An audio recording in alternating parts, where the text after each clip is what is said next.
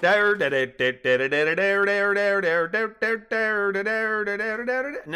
no, that's wrong. Dixie Diamonds 224. Brisbane, Australia, 5:07 a.m.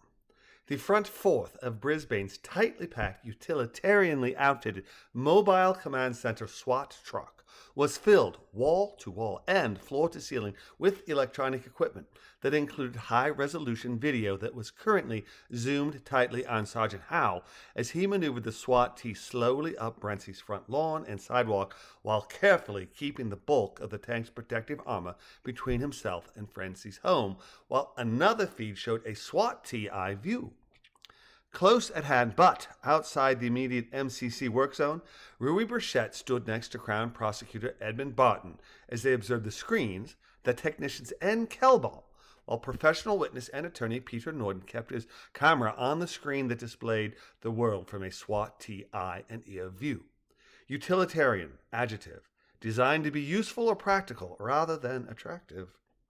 SWAT Commander Kelball stood as three technicians labored at workstations with levels of concentration appropriate for the life and death situation. Sergeant Howe, the uniformed and protectively clad officers who stood watching from behind their squad cars at a distance, and possibly those within the highly fortified MCC faced as they tried to crack the enigma of Brentsy's lethal, computer-controlled Jane Ross home security without loss of life or limb to law enforcement or Brentsy's neighbors.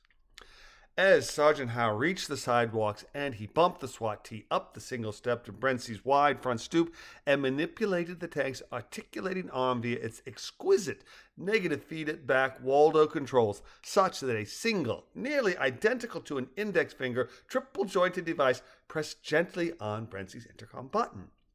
Without noticeable delay, Jane Ross's lifelike voice declared, "I'm sorry, Mr. Brentzy is currently unavailable. Is there a message you would like me to relay?" "My name is Sergeant Howe of the Brisbane Police Department, and I have a warrant to search the premises," Howe said stiffly, enunciating every syllable slowly and clearly.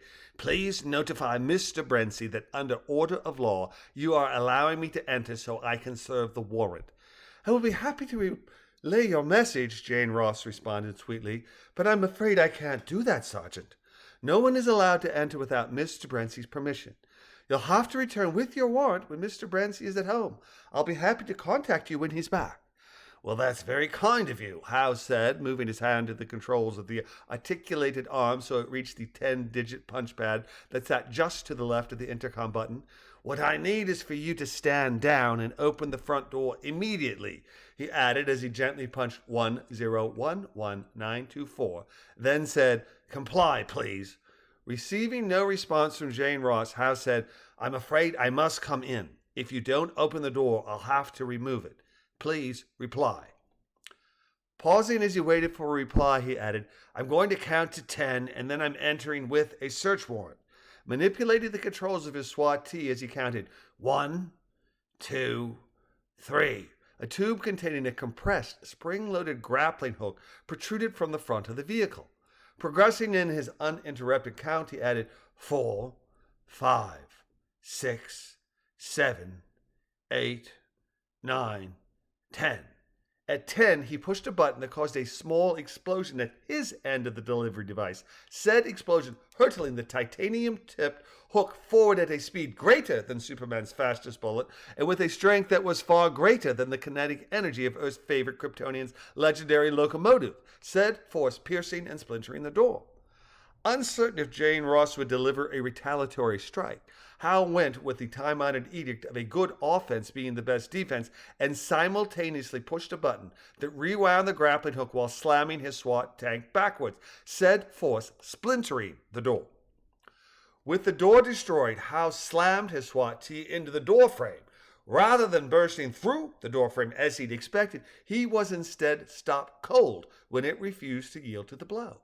Stunned by the force of his tank's abrupt stop, Howe nevertheless scanned for incoming ordnance and was relieved when he neither heard nor saw retaliatory strikes heading his way. Whooshing his breath out, he radiated, "There's no sign of resistance. We may be clear to send in Cyber Team A."